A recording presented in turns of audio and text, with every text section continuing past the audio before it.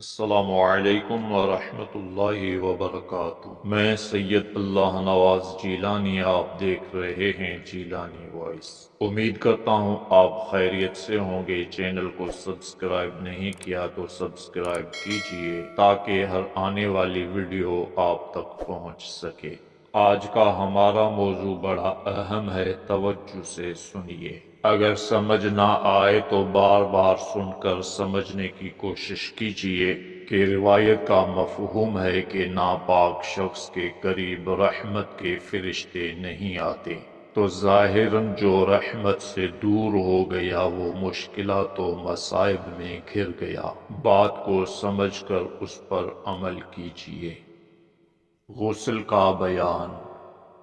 اللہ عز و جل فرماتا ہے وَإِن كُنتُمْ جُنُبًا فَاطَّهَّرُوا، اگر تم جنب ہو تو خوب پاک ہو جاؤ، یعنی غسل کرو۔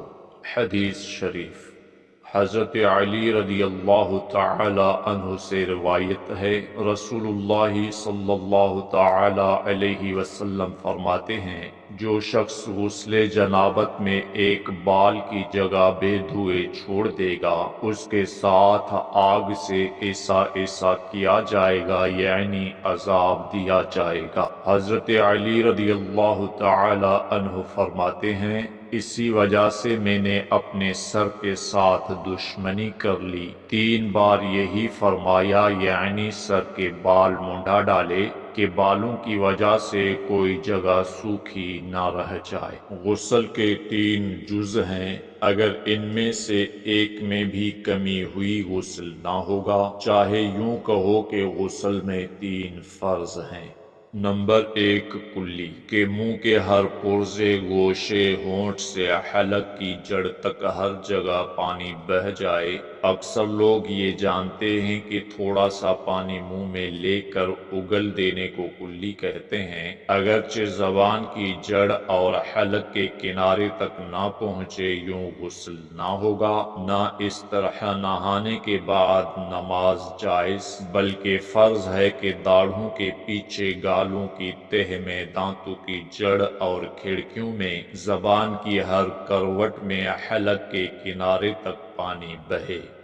نمبر 2، ناک میں پانی ڈالنا، یعنی دونوں نتنوں کا جہاں تک نرم جگہ ہے، دھلنا کے پانی کو سونگھ کر اوپر چڑھائے۔ بال برابر جگہ بھی دھلنے سے رہ نہ جائے ورنہ غسل نہ ہوگا۔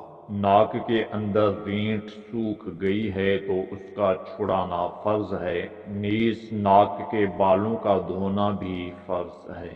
نمبر 3، تمام ظاہر بدن، یعنی سر کے بالوں سے پاؤں کے تلووں تک جسم کے ہر پرزے، ہر رونگٹے پر پانی بہہ جانا۔